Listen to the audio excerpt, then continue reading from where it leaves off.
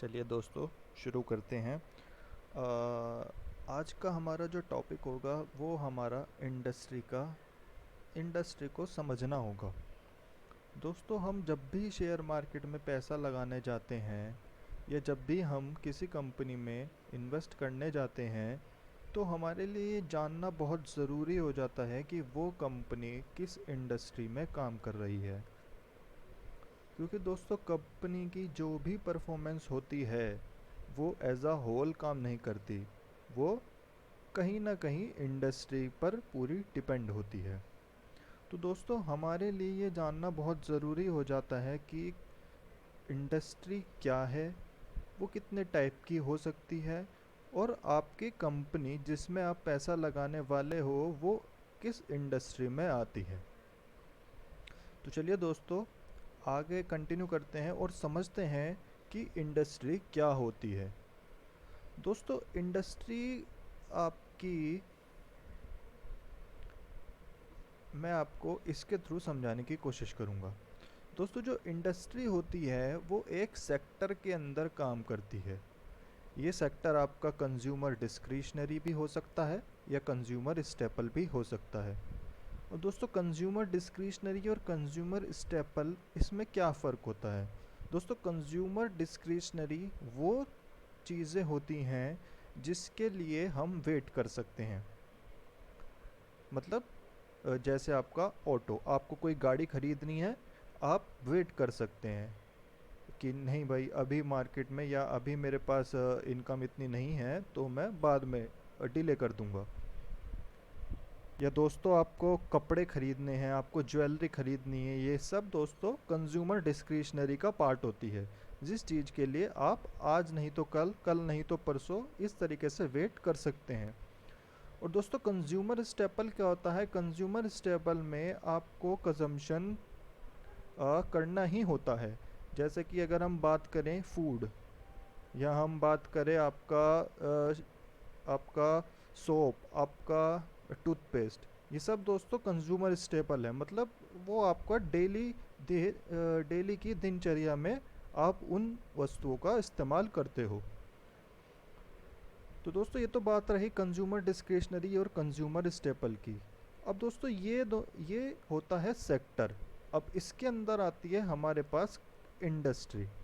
अब इंडस्ट्री जैसे आप समझिए दोस्तों, एफएमसीजी इंडस्ट्री है, ऑटोमोबाइल इंडस्ट्री है, आपका मेटल इंडस्ट्री है, आपका प्लास्टिक इंडस्ट्री है। ये जो होती है दोस्तों, ये एक तरीके की इंडस्ट्री होती है। अब दोस्तों, उसके अंदर आती है सब इंडस्ट्री। सब इंडस्ट्री कौन सी होती है? जो आपका उस इंडस्ट्री से कहीं ना कहीं अलाइंड इंडस्ट्री होती है। जैसे हम दोस्तों, अगर हम बात करें तो आपका, अगर हम ऑटो इंडस्ट्री की बात करें तो आपका किसके अंदर आता है? वो आपका कंज्यूमर डिस्क्रिशनरी में आता है, ऑटोमोबाइल। और वो किस इंडस्ट्री में आता है? वो आपका ऑटोमोबाइल की इंडस्ट्री में आता है। और उसके सब सब इंडस्ट्री या सब सेक्टर क्या क्या होंगे? जैसे टायर एंड ऑटो कंपोनेंट। ऐसे दोस्तों, अगर हम फूड की बात करें, फूड इंडस्ट्री या फूड सेक्टर क्या है, तो अगर हम बात करें तो फूड आपका कंज्यूमर स्टेपल के अंदर आता है, क्योंकि वो आपका डेली कंजम्पशन वाला होता है। अब इंडस्ट्री उसकी कौन सी आ जाती है? इंडस्ट्री उसकी आ जाती है एफएमसीजी। और उसके अंदर सब सेक्टर क्या क्या हो जाएंगे? आपका मिल्क इंडस्ट्री हो गई, आपकी चॉकलेट इंडस्ट्री हो गई, है ना दोस्तों, आपका ये कॉस्मेटिक्स इंडस्ट्री हो गई। ये सब आपके दोस्तों सब इंडस्ट्री में या सब सेक्टर के अंदर आ जाती है।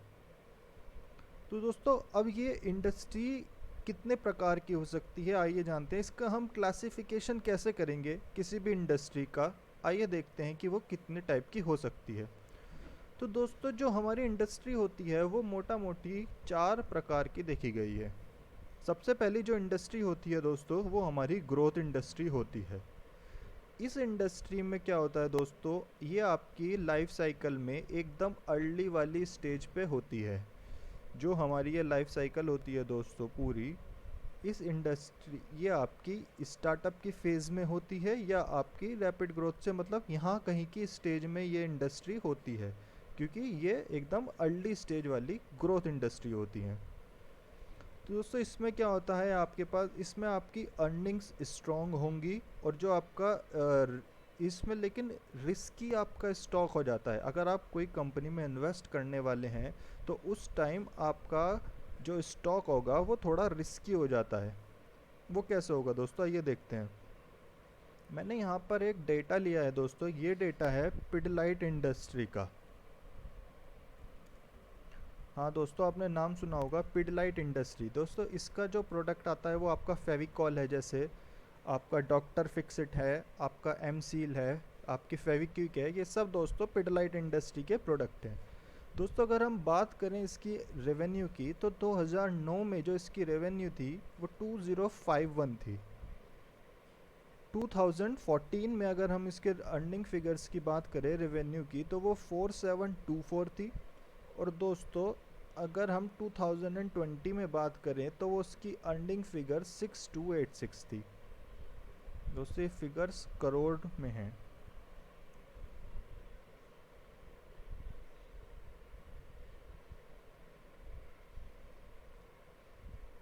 हाँ तो दोस्तों इसका जो प्रॉफिट होता है, अगर हम बात करें इसका प्रॉफिट 2009 में 294 था, इसका प्रॉफिट 2014 में 501 था, और 2020 में 979 था। अब दोस्तों अगर हम देखें इसकी रेवेन्यू पिछले 5 सालों में 2009 से 2014 तक इसकी जो रेवेन्यू बढ़ी है वो 130% से बढ़ी है, जबकि प्रॉफिट आपका 70% से बढ़ा है। जैसा कि दोस्तों ग्रोथ इंडस्ट्री में होता है, ग्रोथ इंडस्ट्री में क्या होता है कि आपका जो अर्निंग्स होती है वो बहुत तेज़ी से बढ़ती हैं, क्योंकि आपकी अर्निंग्स तेज़ी से बढ़ रही होती है। यहाँ पे आपके बिजनेस के पास ये समझ लीजिए डेट भी हो सकता है, या कुछ आपकी फ़िक्स कॉस्ट अच्छे से यूटिलाइज नहीं होती, या आपको इकोनॉमीज़ ऑफ स्केल का बेनिफिट नहीं मिल पाता। इस वजह से दोस्तों आपके जो प्रॉफिट होते हैं वो थोड़े कम होते हैं। पर जैसे जैसे कंपनी स्टेबल होती चली जाती है, ये देखिए दोस्तों 2014 से 2020 तक, यानी कि 5 सालों में, सॉरी दोस्तों ये 2019, हाँ, तो पिछले 5 सालों में कंपनी की जो रेवेन्यू है वो 33% से ग्रो की है, लेकिन जो प्रॉफिट हैं वो दोस्तों 95% से ग्रो किया है।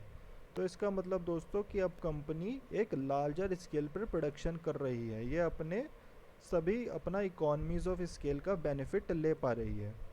इसलिए दोस्तों इसकी जो अर्निंग्स है वो भले ही क्योंकि मार्केट में तो प्रोडक्ट एक्सेप्ट कर लिया है, अब आपका जो प्रोडक्ट आ चुका है वो आपका इस फेज़ में आ चुका है। आपका जो प्रोडक्ट आ चुका है वो ग्रोथ और मैच्योरिटी की इस फेज़ के अराउंड आ चुका है, आपका जो इंडस्ट्री है। तो आपका मार्केट में नाम अच्छा खासा हो गया है कंपनी का, इसलिए आपकी रेवेन्यू थोड़ी गिर गई है। रेवेन्यू 2009 और 14 के मुकाबले जो इस ईयर में जो हमने रेवेन्यू देखी थी 130% इस स्पीड से नहीं ग्रो की है, लेकिन आपको जो प्रॉफिट है वो अच्छा खासा आपने कमाया है। तो दोस्तों ये होती है हमारी ग्रोथ इंडस्ट्री। उसके बाद दोस्तों बात करते हैं हम हमारी सिक्लिकल इंडस्ट्री की। सिक्लिकल इंडस्ट्री कौन सी इंडस्ट्री होती है दोस्तों, ये वो इंडस्ट्री होती है जो आपके इकोनॉमी के एक्सपेंशन पर डिपेंड करती है, यानी कि आपके इकोनॉमी के एक्सपेंशन एंड कॉन्ट्रैक्शन पर डिपेंड करती है। अगर आपकी इकोनॉमी अच्छी स्पीड से बढ़ रही है तो आपकी ये इंडस्ट्री भी अच्छी स्पीड से ग्रो करेगी। अगर आपकी इकोनॉमी फॉल कर रही है या कॉन्ट्रैक्ट कर रही है तो दोस्तों ये आपकी इंडस्ट्री फॉल करती है। जैसे कि हमने एग्जांपल देखा है यहाँ पे एयरलाइन इंडस्ट्री का। दोस्तों अगर इकोनॉमी, अगर पर पर्सन इनकम इंक्रीज़ होती है तो हमारी एयरलाइन इंडस्ट्री अच्छे से काम करती है। और दोस्तों अगर हमारी पर पर्सन इनकम डिक्रीज़ होगी तो हमारी ये एयरलाइन इंडस्ट्री वो इतने अच्छे से काम नहीं करेगी। एयरलाइन इंडस्ट्री हो गई आपकी, टूर एंड ट्रैवल इंडस्ट्री हो गई दोस्तों, और आपका जो दोस्तों मशीनरी, हैवी मशीनरी की, क्योंकि दोस्तों अगर आपकी जीडीपी एक्सपैंड कर रही है तभी तो आप अच्छी नई नई फैक्ट्री स्टैबल करेंगे, नई नई फैक्ट्री में इन्वेस्टमेंट करेंगे। अगर आपकी जीडीपी ही कॉन्ट्रैक्ट कर रही है या आपकी इकॉनमी ही कॉन्ट्रैक्ट कर रही है तो कोई फैक्ट्री लगाना चाहेगा। इसलिए दोस्तों ये जो सिक्लिकल इंडस्ट्रीज़ होती हैं ये टोटली आपकी इकोनॉमी के एक्सपेंशन और कॉन्ट्रैक्शन पर काम करती हैं। तीसरी जो इंडस्ट्री दोस्तों हमारे पास आती है वो आती है डिफेंसिव इंडस्ट्री।